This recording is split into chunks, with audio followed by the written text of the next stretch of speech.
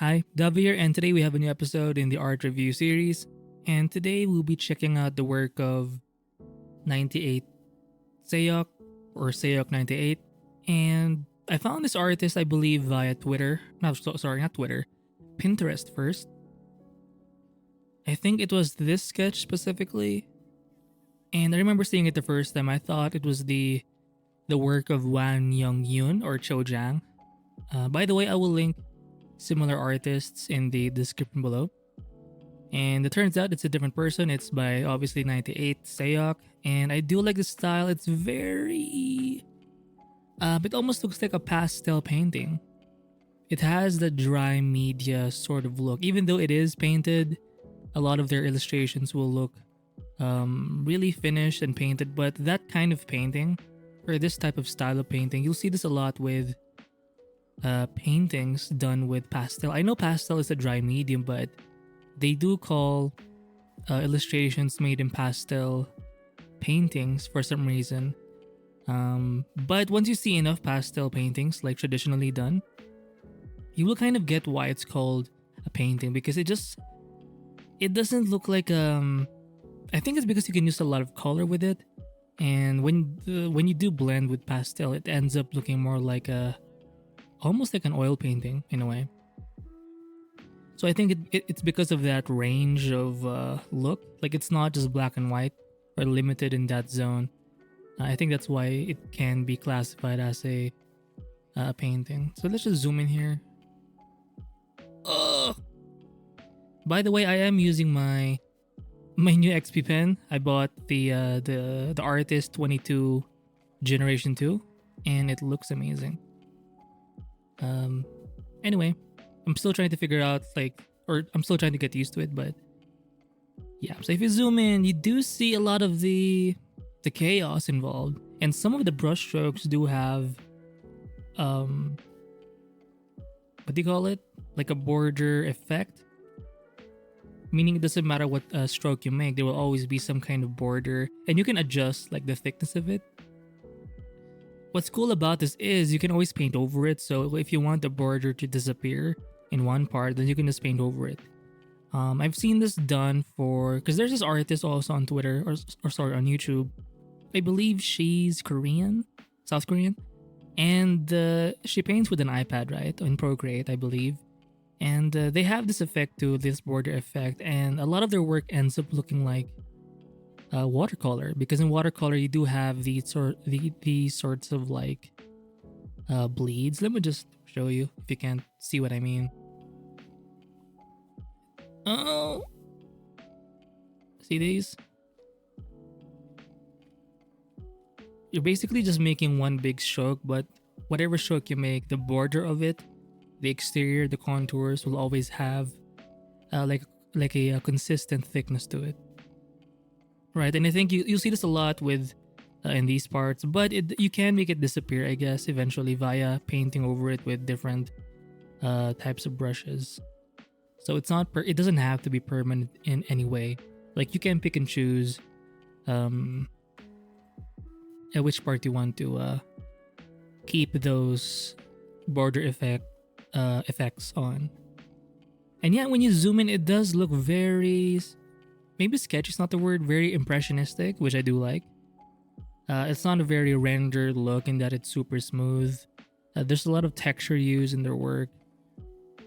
And even if it looks kind of crazy the more you zoom in, if you zoom out, it's perfect. I mean, look at this rendering, alright? Like, I bet you this artist really enjoyed zooming in and just painting the strokes, and then once in a while, if they zoom out, they're kind of impressed with themselves, right? Because if you zoom out, it does look so tight, right? But when you zoom in, it's like there are even parts here that's not even fully painted. It's like one shape, one flat color, and there's no strokes or these sorts of dashy like strokes. And yeah, and for their painting style, I think they have a bit of this. Let me just show you again. This kind of thing where it's not like one big brushstroke always. It's sometimes like this, where, I mean, maybe you can start in the beginning this way, but over time you have these sorts of dashy-like way of painting. Right now, what comes to mind maybe is JaeCheol Park, or Paperblue, his other name, and even Zeen Chin. Even though you don't see a lot of these like dashy like strokes, a lot of their paintings look or illustrations look very pastel-ish. They look like pastel paintings. So if you're worried about this of the dashy strokes kind of taking too much attention, and I mean you can see it even here, right? If you're worried about this, don't worry. Why? Because when you zoom out, I mean, can you even see it? I mean, yeah, in some places, but it all just starts to blend together, right? So let me just look at another piece here. And I do like the range. Like a lot of their pieces are finished illustrations, and they're so sort of wild and fantastic. Oh, there's also another artist. I think their name is Insist something. I did an art review of their work as well. Again, I will link the artist I've mentioned in the description below. But they have this vibe to where it's so, like, concept-wise, it's just crazy, right? Like it's almost conceptual. Like there's sort of a narrative behind it, but it's too. There's a bit of complexity there that it's hard to like. It's not an easy illustration in that it's a chick with like tits. I mean, those are great, but with these types of illustrations, like it makes you think a little bit, like what's happening here, like what's going on, which I do like. There's almost like a is fantasy the word? There's this ethereal, is that a word? Element to it, and it's very impressive. And again, the style is pretty much the same. It has that pastel like a vibe to it, and I think when you zoom in, you can really see the variety of strokes being made. It's so nice to look at. Choker. This one too, I think I've seen this also on Pinterest. And yeah, with the sketches here, it really does remind me a lot of Wan Young Yun, because Wan Young Yun, or Chojang on YouTube, he does post a lot of the like real-time sketch or art sessions of his, and he like uses like a basic round brush for pretty much all of his works. Maybe some texture brushes here and there, but it's mainly just the basic round brush, and it has the same vibe. Very direct. You can see often this sort of a dashy like strokes. Yeah, I like it. You can see some texture brushes maybe here being used as sort of a lay-in, and then you obviously paint on top of that. Oh, look at this! Oh my god, look at this. Could be like a poster for some kind of film, book. Oh shit, what did I do? Oh. Ano ba yan? Sorry. Am I too zoomed out or something? Okay. They do like drawing like clouds or smoke this way where it's a bit bubbly. Look at the hue variety here. Oh, I do see a bit of, I think that's color dynamics or color jitter in Clip Studio Paint. It's very impressionistic, right? Oh my god. You can really see those small brush strokes here and there. I like the shadows too, like in the edge of those shadows right here. Let me just show you. See that? There's a bit of color there. I'm not sure, there's a term for it where when the shadow meets the light, there's sort of an in-between where it becomes orange. Somehow. Like it's sort of the in-betweens. And I guess it makes it look a bit more realistic. So maybe you can add that as kind of a cheat, right? Oh, I do see a rake brush. I think you can really get a lot from this this kind of artwork when you do zoom in, because if you zoom out, I mean it's meant to be seen obviously from afar, but I think there's more to see once you zoom in. Like it's a gift that keeps on giving, right? Like you won't just enjoy it from afar. When you zoom in, like, oh, like you will enjoy these types of strokes. Like, again, look at the shadow here. There's a bit of that orange part there. And it's often a risky thing whenever you're trying to paint like anime style types of things, because you can over render the face too much, which is tricky because it's sort of stylized. So if you overdo it, it can make your anime face look a bit weird. So you do have to spend more. You can treat everything else as kind of a 3D thing. So you can double down on the rendering, on the shading, but just be a bit more careful when you're doing the face. Even the hair though is nice. Very impressionistic. The suggestion of the braids over here and right here, right? It's not even drawn where you can see the line work. It's suggested, right? The impression is there. Oh, it's so pretty. And I do think there is some noise added in the end. Oh, if you look at the edges, there's a bit of that RGB shift effect in the corners.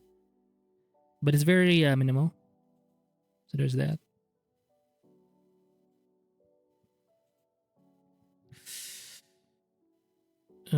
I won't zoom in on some of them because they are kind of not safe for work. Like this one is a little bit tricky.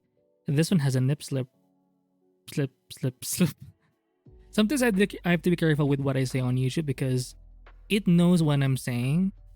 If you speak in English and you're somewhat clear, it's gonna pick up certain words and it's gonna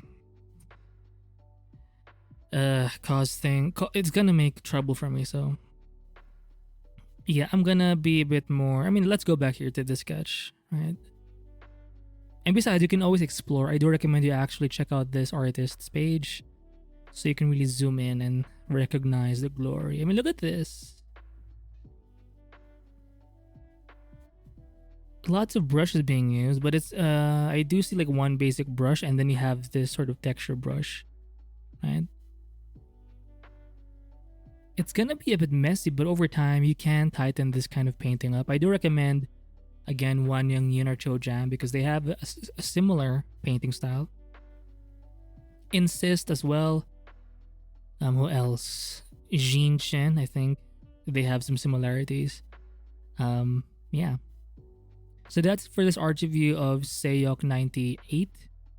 I do recommend you follow them on. Do they have other pages? I'm not sure. They have a site, I guess. A Gmail. Shit, 40k. Fuck. This one's kind of okay, but this is actually an old guy, so don't be deceived. But it's still too risky.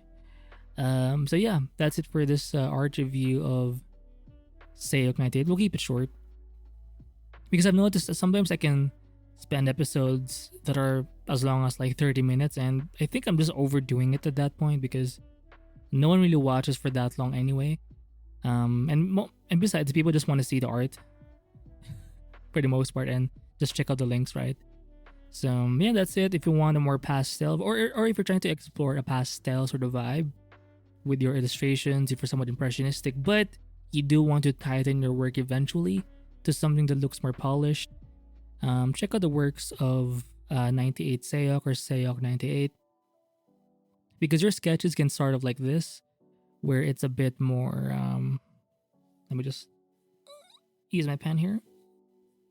Yeah, your sketches can start off kind of like this, very loose, very sketchy, obviously, but if you keep pushing it, it can become something like this, or something like this, where it's a bit more polished. So you don't have to like change your style. You can just keep this and just, if you like the idea enough, you can just spend more time with that and just keep pushing it until you get to something like this. So you don't have to be not ashamed, but insecure. I don't know, because sometimes if you're not drawing or painting in the style that's popular, you may feel a bit like an outlier. So don't worry too much about that, because there are people that are like you, or that are kind of like you. And even if they're not like you, at least if they're different enough, I think SEOK98 is a bit different, a bit unique. It shows you that you also can be the same way. You can just find your own style and just keep pushing it. So that's it for this art review. I'll see you in the next one. Bye!